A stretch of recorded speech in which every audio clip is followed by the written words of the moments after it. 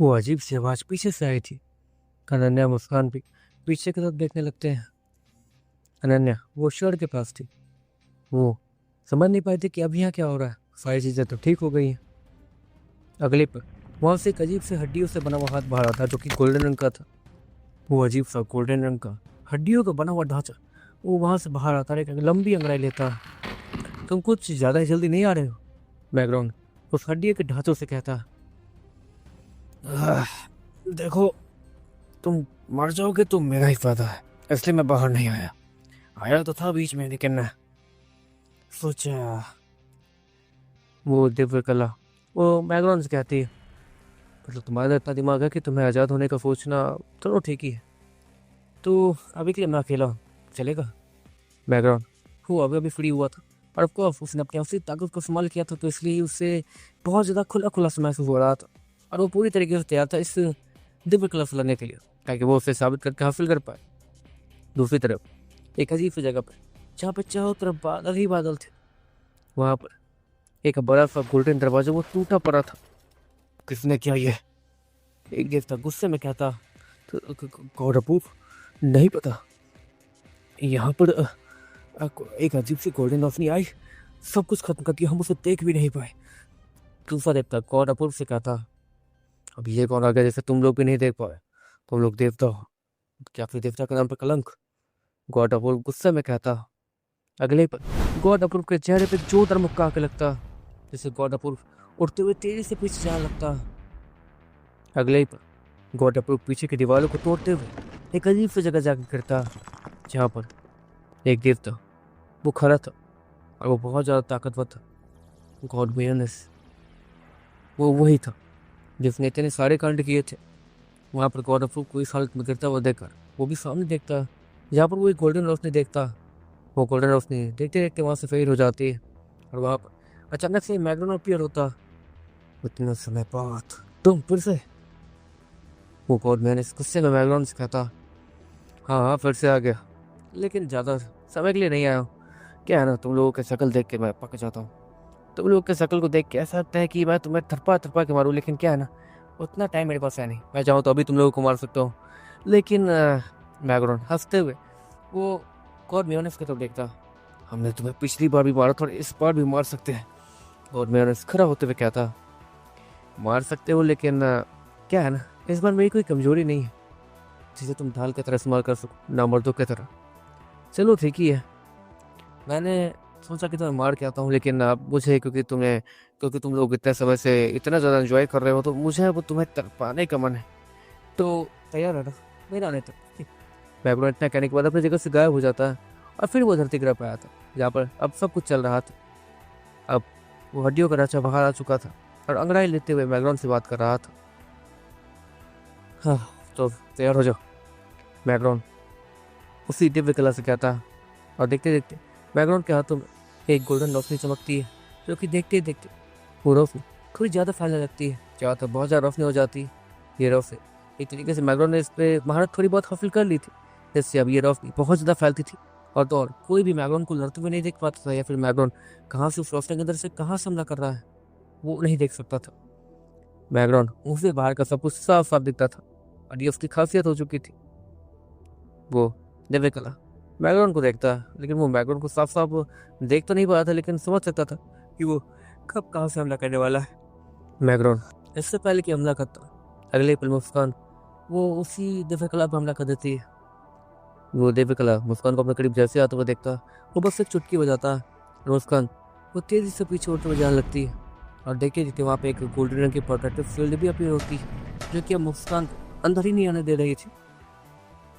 Background के ठीक सामने वो प्रोटेक्टिव फील्ड थी, जहाँ पर बैकग्राउंड अपने हाथ को आया करता और वो उस फील्ड के अंदर अपने हाथ को डाल पाता।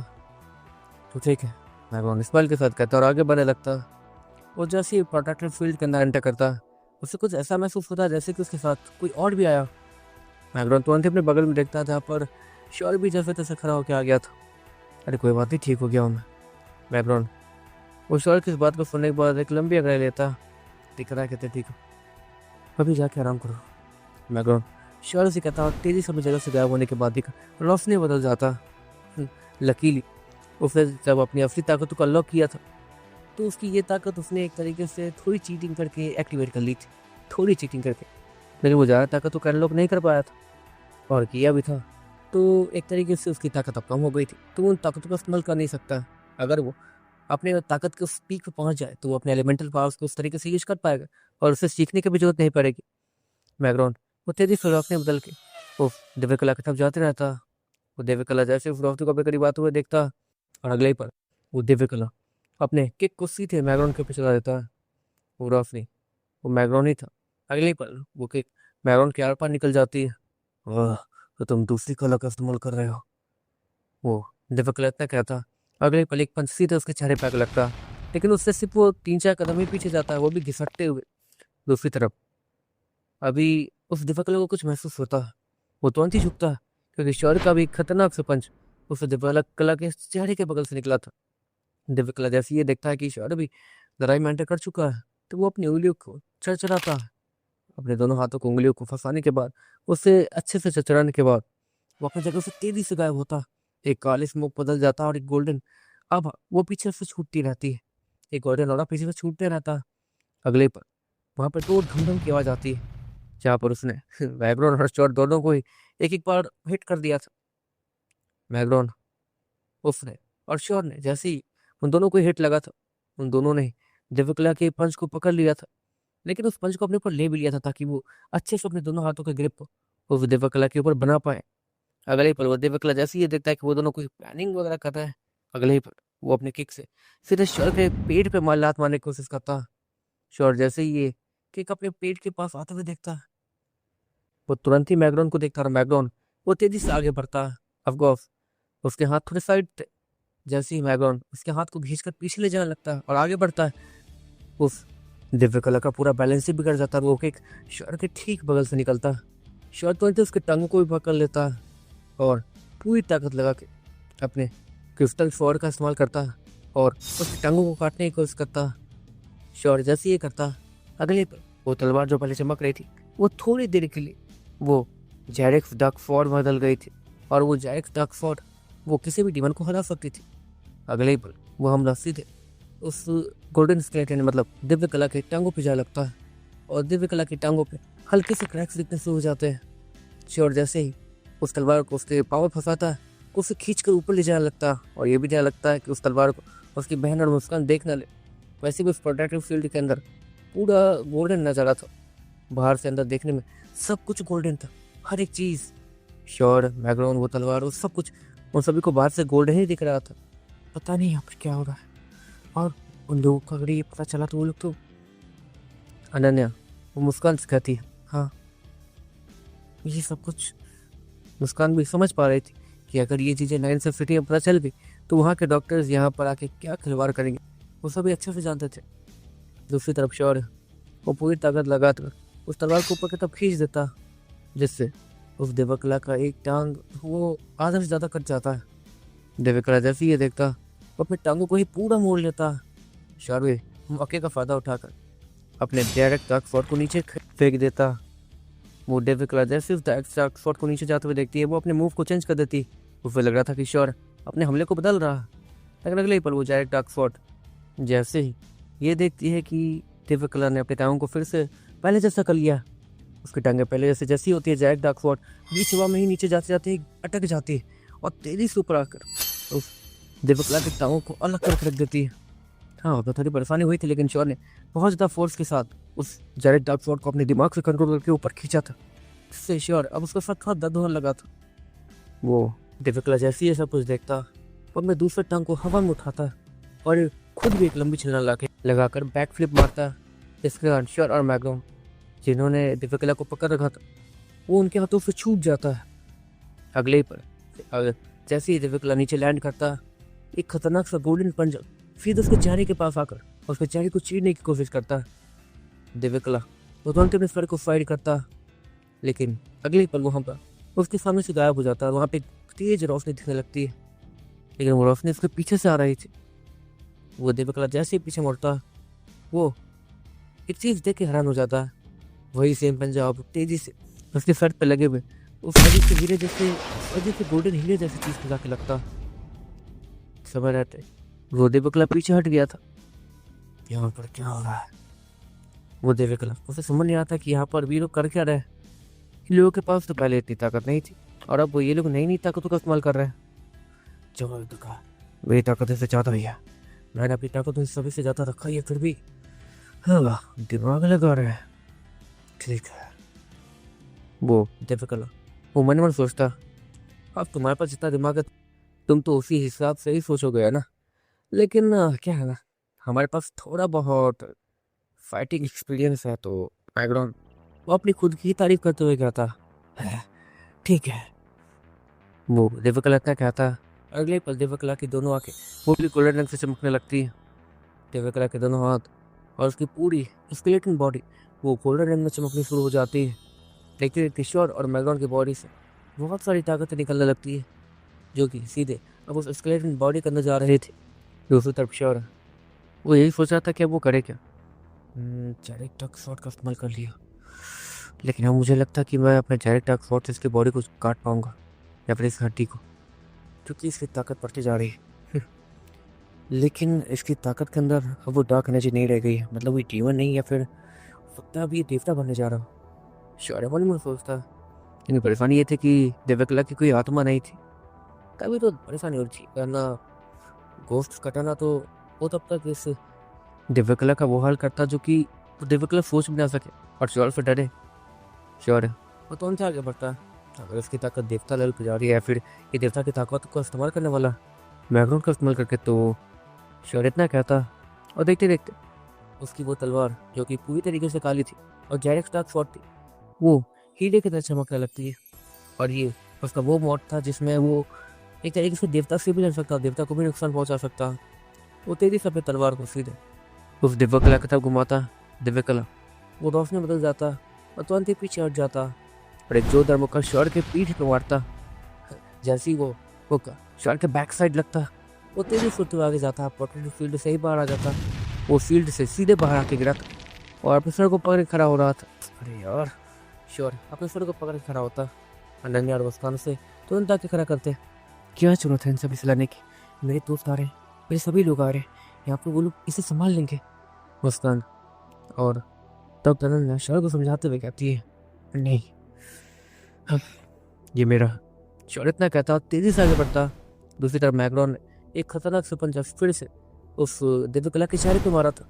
दिव्यकला जैसे उस पंजे को अपने करीब आता हुआ देखता है, वो उसे पकड़ लेता और उस पंजे को तोड़ने की कोशिश करता। लेकिन अगले पल जैसे ही वो पूरी ताकत लगा के उस पंजे को तोड़ने की कोशिश करता, वो पंजा हल्का सा मुड़ता और फिर से बहुत ज्यादा गोल्डन रोशनी निकलती, जो कि तेजी से बाहर निकलकर सीधे दिव्यकला को ही घेरने लगती। ये भी एक रॉलिक है, वो दिव्यकला इतना कहता। अगले पल उसे अपने पीछे से कुछ महसूस होता, वो तुरंत ही पीछे देखता। लेकिन इतने में ही मैग्रॉन अपने दूसरे पंजे को तेजी से नीचे से घुमाते हुए ऊपर लाता और फिर दिव्यकला के सर पे मौजूद उस गोल्डन रोशनी को मारता।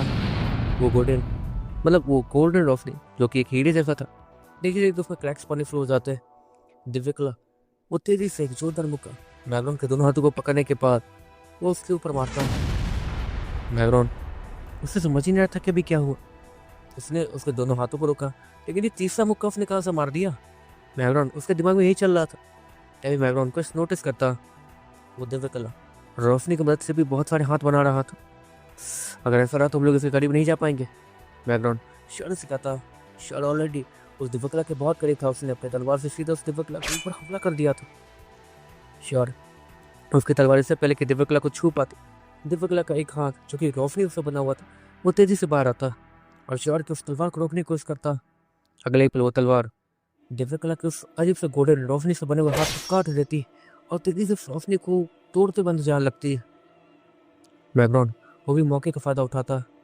उस दिव्यकला के सारे हाथ अब अपने डायरेक्शन को बदल कर सीधे शौर्य के उस तलवार को रोकने लगे थे। लेकिन उस तलवार के अंदर भी एक अजीब ताकत थी, वो सामने वाली रोशनी को अपने अंदर सोख रही थी और शौर्य उस ताकत को अपने उस तलवार के हैंडल के ऊपर महसूस कर पा रहा था। देखते देखते शौर्य वो उस तरफ से पूरी ताकत लगाए रखता है। दूसरी तरफ मैग्रॉन भी उस दिव्यकला का ध्यान भटका रहा था। अगले पल वहाँ खुश की आवाज़ आती, जहाँ पर अब उस दिव्यकला का सर वो कट चुका था और उसका सर बीच हवा में उड़ रहा था। अगले पल वहाँ से वो रोशनी गायब होती है, लेकिन दिव्यकला की शरीर वो अभी भी वहीं पे थी। और पूरी तरीके से काबू में थी। वो एक जोरदार लात वो सीधे मैग्रॉन और श्योर के सीने पे मारता। उसके पास सिर्फ एक ही टांगे थी। वो अपने एक टांग से सीधे मैग्रॉन के सीने पे लात मारता और फिर सीधे उसी टांग को घुमाकर श्योर के सीने पे भी मारता है, जिससे श्योर और मैग्रॉन तेजी से होते हुए पीछे चले जाते हैं। वहां पर वो सर बीच हवा में था और सहज ही आखिरी मौका था। श्योर वो मौके का फायदा उठाता। अगले ही पल वो अपने हाथ को तेजी से आगे करता, जहाँ पर एक हाथों में गोश्त कटाना और एक हाथों में जायक स्टाक स्वॉर्ड।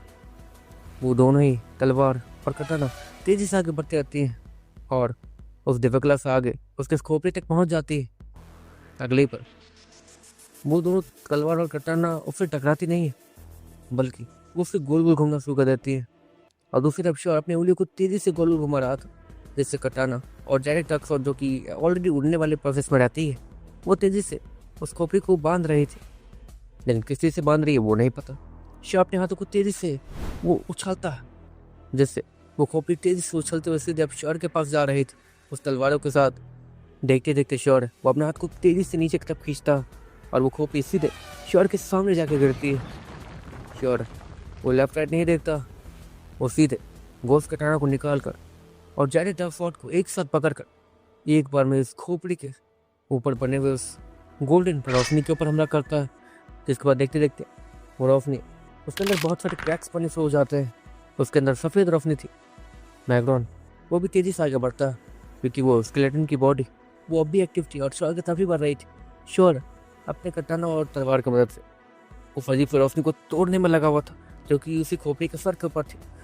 देखो, वो दिव्यकला श्योर को रोकते हुए कहता, अब क्या फायदा रोकने का। श्योर उसके मुंह से खून निकला था, लेकिन फिर भी वो हंसते हुए कहता और पूरी ताकत लगाकर उस गोल्डन रोशनी के ऊपर हमला कर देता। देखते देखते उस गोल्डन रोशनी के 2 टुकड़े हो जाते हैं और उस दिव्य कला का शरीर वो वही गिर जाता है। दिव्य कला की खोपड़ी जो कि चमक रही थी वो भी फेड़ पड़नी शुरू हो जाती है। उसकी आंखें वो भी नॉर्मल हो जाती है और वहां से गोल्डन रंग गायब हो जाता है। वहां पर सिर्फ उसके सर के अंदर रोशनी चमक रही थी, जो कि कट चुकी थी। देखते ही देखते अगले ही पर उस दिव्यकला के खोपड़ी के अंदर से 2 रोशनी तेजी से बाहर निकलती है और आसमान मोड़ के चली जाती है। मैग्रॉन और श्योर उस रोशनी को ऊपर आसमान में जाते हुए देखते रहते हैं। वहां से वो प्रोटेक्टिव फील्ड भी अब डिसअपियर हो जाती है। वो गोल्डन प्रोटेक्टिव फील्ड जैसी वहां से डिसअपियर होती है, अनन्या और मुस्कान तेजी से श्योर और मैग्रॉन के पास आने लगते हैं। लेकिन अगले ही पर वो लोग ये देखते हैं कि आसमान से वो गोल्डन रोशनी फिर से तेजी से नीचे आ रही है। वो रोशनी नीचे आते आते जो एक रोशनी थी वो स्प्लिट हो जाती है और 2 रोशनियों में बदल जाती है और तेजी से श्योर और मैग्रॉन के सीने के अंदर चली जाती है। और श्योर और मैग्रॉन की बॉडी, दोनों की ही बॉडी वो गोल्डन रंग से चमकनी शुरू हो जाती है। देखते देखते श्योर उससे एक अजीब सी चीज दिखती है। उसके चारों तरफ अंधेरा छा जाता है। उसके सामने एक गोल्डन प्रेजेंस आती है, जो कि बहुत ज्यादा खूबसूरत थी। आप श्योर अपने सामने अपनी बहन को देखता है। एक गोल्डन प्रेजेंस, एक गोल्डन रंग की लड़की जो कि चमक रही थी पूरी तरीके से, और वो उसकी बहन जैसी दिख रही थी। दीदी, श्योर अपनी बहन से कहता, माफ करना लेकिन मैंने तुम्हें पहचाना नहीं। वैसे क्या मिल चुके हैं? वो अजीब सी गोल्डन रंग की चमक रही लड़की जो कि श्योर की बहन जैसी दिख रही थी, वो श्योर से कहती है, आप मेरी बहन है? श्योर वो ये सब सोचते हुए कुछ सोचता, मैं मरा तो बिल्कुल नहीं हूँ जो मुझे ऐसे सपने आएंगे। ये उस दिव्य कला की वजह से हो सकता है। शायद मैं जिसे सबसे ज़्यादा पसंद करता हूँ, मैग्रॉन के डैड उस रूप में मुझसे मिलने आए हूँ। मैग्रॉन के डैड सच में अच्छे थे। श्योर मन ही मन सोचता, आपको उसके दिमाग के अंदर तो यही थ्योरी आ रही थी। दूसरी तरफ मैग्रॉन वो वो उसी गोल्डन रोशनी को गले लगा के रखता है, क्योंकि उसे पता था कि वो कौन है। श्योर तो दिव्य कला जी, अ, ये दिव्य कला का दूसरा हिस्सा है ना? श्योर है दिव्य कला मतलब उसी लड़की से कहता, हाँ ये उसी का दूसरा हिस्सा है। तुम शायद मैग्रॉन की पार्टनर हो। क्यों? वो लड़की मैग्रॉन के बारे में जैसे ही जिक्र करती है, पार्टनर? आपको हाँ मैं उसका पार्टनर हूँ। पार्टनर मतलब? श्योर है उसे यही लग रहा था कि ये सारे सवाल मैग्रॉन के डैड के हैं, क्योंकि मैग्रॉन के डैड तो एक बार इसी रूप में श्योर और मैग्रॉन से मिल चुके हैं। तो ये सवाल पूछना बेकार था एक तरीके से श्योर की नज़र में। चलो गाइस, आज के लिए थैंक यू। मतलब इस वीडियो में थोड़ा सा वॉइस ऊपर नीचे हो सकता है तो सॉरी। और हाँ, अब से आप लोग मेंबरशिप ले सकते हो। अब मैं वापस आ चुका हूँ तो डेली वीडियोस आएंगी। और हाँ, एक और चीज़, मैंने मेंबरशिप में रैंकिंग शो करवा दी है, जिसमें जो जितना पुराना होगा ना उसकी रैंकिंग उतनी ज़्यादा दिखेगी एक तरीके से। और ये करना जरूरी था क्योंकि आप ही लोग कह रहे थे, ठीक है। क्योंकि यहाँ पर समझ ही नहीं आता था कि भाई कौन कितना पुराना मेंबर है। तो बस वही था। मैंने सभी को एक एक रैंकिंग दे दी होगी, 1 2 3 4 सबके सामने आ रहा होगा लिखा हुआ। तो 1 नंबर मतलब नए हो, 1 महीने पुराने हो, ऐसे ऐसे है, ठीक है। मुझे जिस टाइप से अच्छा लगा मैंने रैंकिंग दे दी है, ठीक है। तो मिलते हैं नेक्स्ट वीडियो में। Tata bye bye, see you, bye bye. बहुत थक गया बाहर जाके भी, वीडियो बनाते बनाते भी। चलो गाइस, अब डेली आएगी वीडियो, ठीक है।